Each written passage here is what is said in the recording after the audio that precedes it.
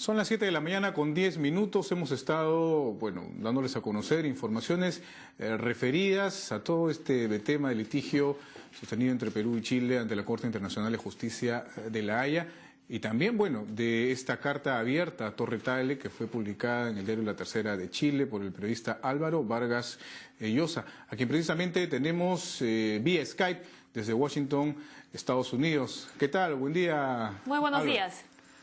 Muy buenos días, encantado de estar con ustedes. Yo estoy viajando a Lima esta noche, así que seguramente tendremos ocasión en algún momento de hablar en persona en Lima, pero por ahora estoy en Washington. Claro, en realidad es para preguntarte en torno a toda esta andanada de críticas y de acusaciones en las que te has visto envuelto tras la publicación de esta carta abierta.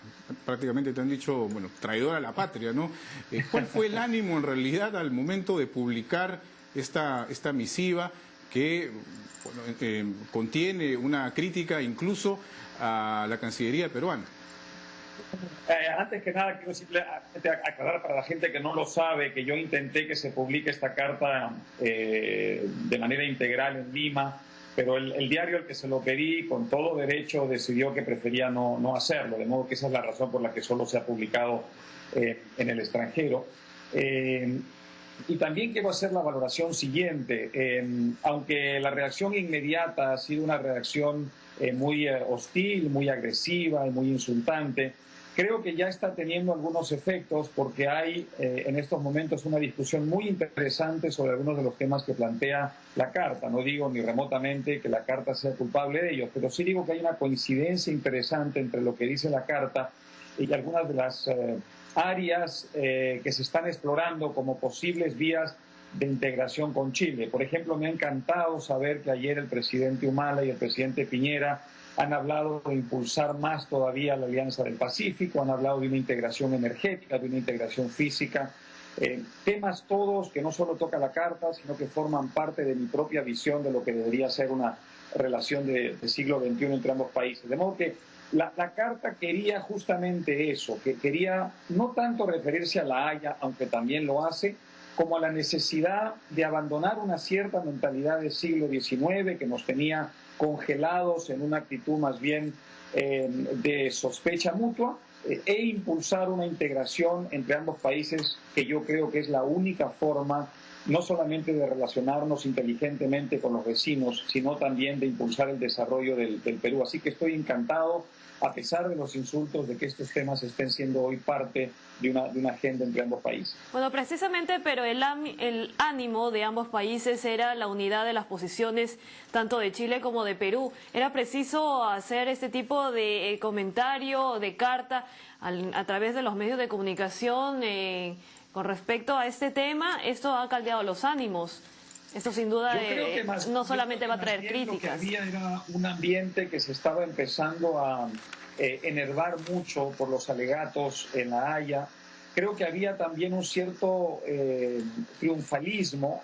Una cosa es desear, como deseamos todos, un éxito en La Haya, y otra cosa es que se cree un clima en cualquier país, no solo en el Perú, de triunfalismo que haga que si el día de mañana no se producen las cosas como uno quiere, se produzca a su vez una reacción como la que se produjo, por ejemplo, en Colombia hace algunas semanas, que entorpezca la posibilidad de una mayor integración, por lo menos en el corto plazo. Y la idea mía era tratar justamente de sembrar en los peruanos la idea de que aunque lo que está en juego en La Haya es importante, mucho más importante es la agenda de futuro entre ambos países y que no debemos caer en ningún caso, sea cual sea el resultado, en una actitud parecida a la que cayeron nuestros hermanos colombianos, que creo que fueron muy sorprendidos por el resultado de su propio proceso con Nicaragua.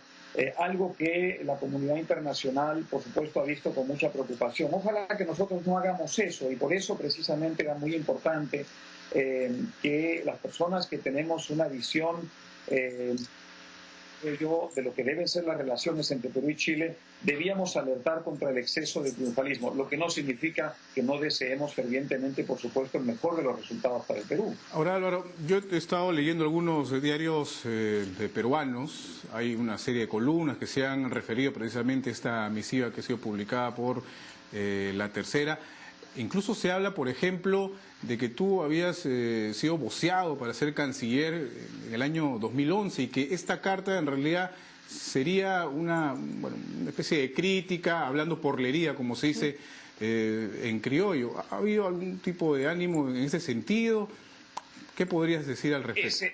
Ese es un cargo que me supera largamente. Quien haya especulado en ese sentido me está rindiendo un homenaje que no merezco. No, yo soy un ciudadano, solamente un ciudadano que ejerce el mismo derecho que otros ciudadanos y ciudadanas de dar su opinión sobre asuntos que en mi caso personal forman parte ya de toda una obra. Tengo 15 libros publicados, de los cuales por lo menos 12 o 13 se ocupan precisamente de estos temas.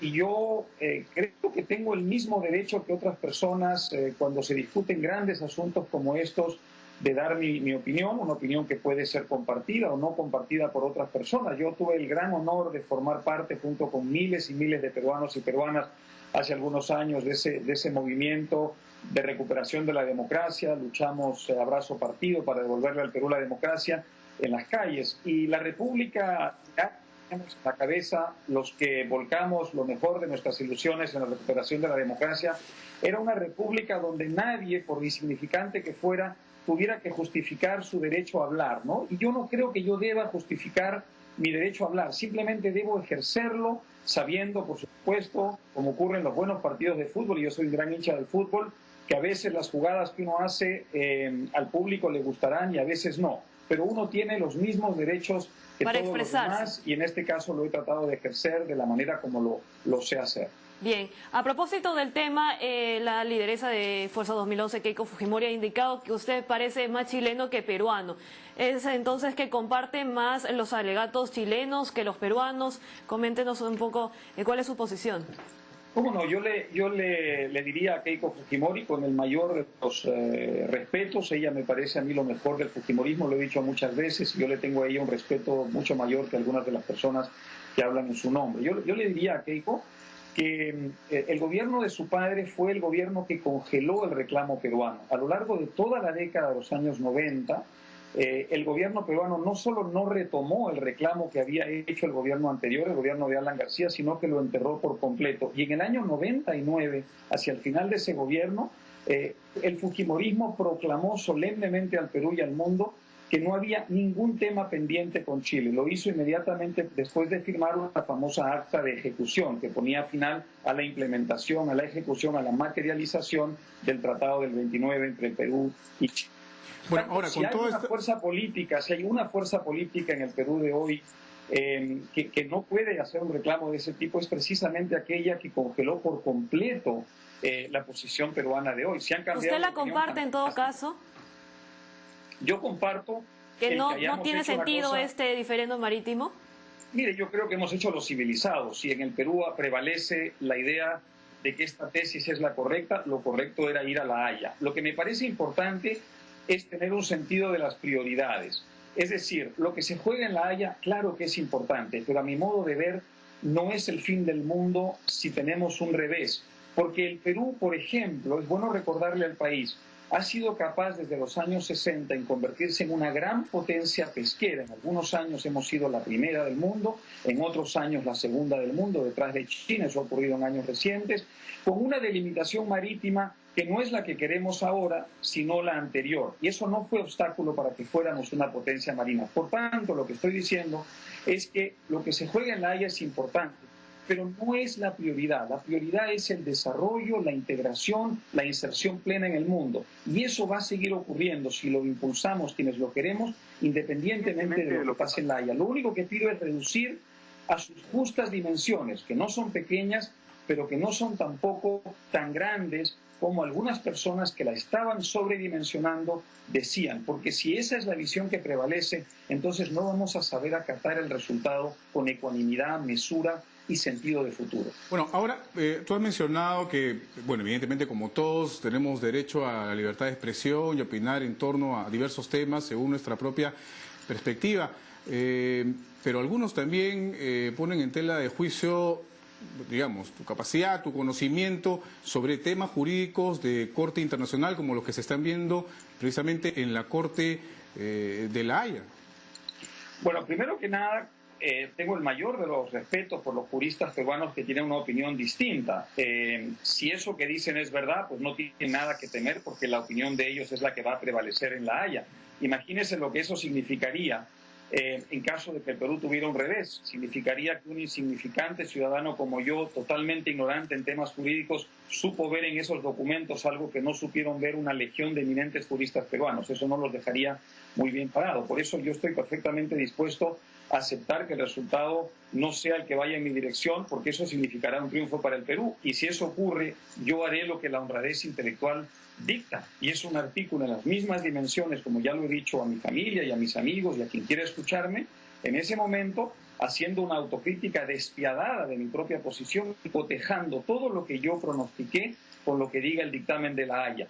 Pero si no ocurre eso, yo no voy a hacer lo infantil y lo tonto, que es jactarme de haber tenido razón. Yo lo que voy a hacer es decirle a mis compatriotas, desde mi posición de insignificante y desinformado ciudadano, simplemente lo siguiente: de las pocas cosas que sé en este mundo, sé una que es enorme, y es que los países que van mejor son aquellos que han abrazado la modernidad y la integración. Y yo quisiera que ahora superemos lo de La Haya con una agenda que no sea la del siglo XIX, que se preocupa más por erigir barreras y por disputar pedazos de territorio en tierra firme o en el mar, sino una agenda de integración plena. Y yo estoy seguro de que muchos peruanos y peruanas me van a acompañar en ese ferviente deseo. Una última cuestión por mi parte, Álvaro. Si es que se diera un fallo favorable por parte de la Corte Internacional de Justicia de La Haya al Perú, ¿tú estarías dispuesto de pronto a publicar una carta abierta pidiendo disculpas?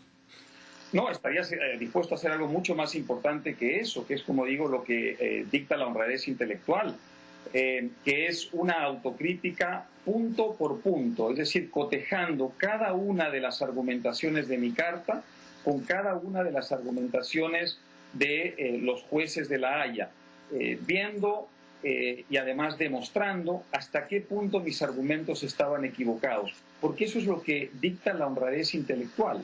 Pero yo no tengo, por el temor a equivocarme, que callar lo que creo que es una opinión válida, cualquiera sea el resultado del fallo de La Haya. Y es la siguiente: que el Perú debe abordar eso con mucha mesura y moderación, porque si dejamos que las pasiones se desborden, no vamos a actuar con serenidad y podemos caer en la tentación de que ocurra en el Perú lo que ocurrió en Colombia hace algunas semanas, una lección que todos debemos aprender. Sin duda es un tema muy apasionante, lo comprometemos entonces para tenerlo con nosotros, ya que usted viene de Washington a Lima esta noche. Cómo no, con muchísimo gusto, y en nada me gusta más, repito, que haber oído al presidente Humala y al presidente Piñera hablar de impulsar la Alianza del Pacífico, la integración energética y la integración física, que son temas que yo abrazo con mucha pasión y que además forman parte de mi carta. No digo que hay una relación entre ambas cosas, digo que hay una hermosa coincidencia. Bien, muchísimas gracias por esta comunicación. El periodista Álvaro Vargas Llosa con nosotros en RPP.